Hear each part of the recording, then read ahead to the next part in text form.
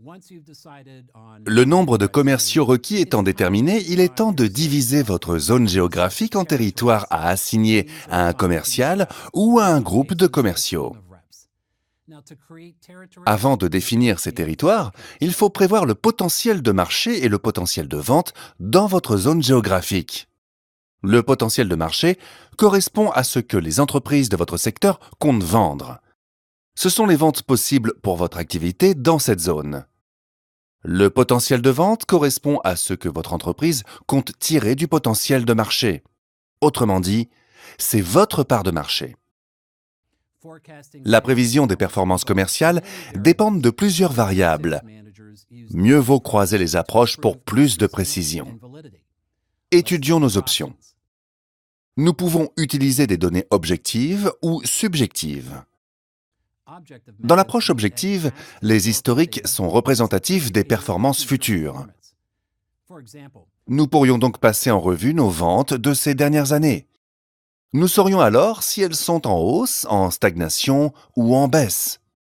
En fonction de quoi nous devrions ensuite trancher. Soit elles continuent sur leur lancée, soit nous projetons d'intervenir afin d'infléchir la tendance. Dans l'approche subjective, tout repose sur les avis d'experts.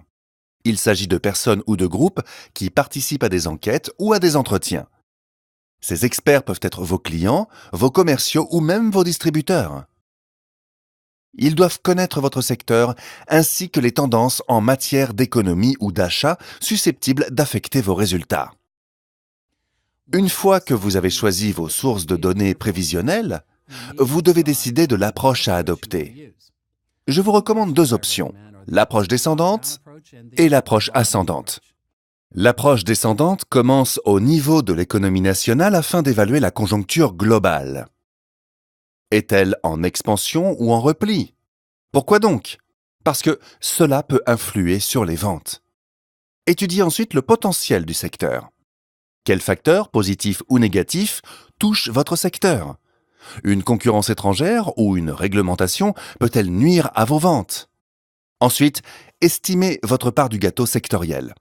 Cela correspond au potentiel de vente de votre entreprise que vous allez répartir en territoires.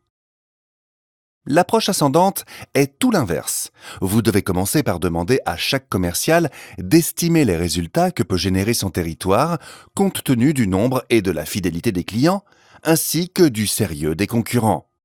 Puis, vous consolidez les prévisions territoriales en un potentiel de vente pour l'entreprise. Quelle approche choisir?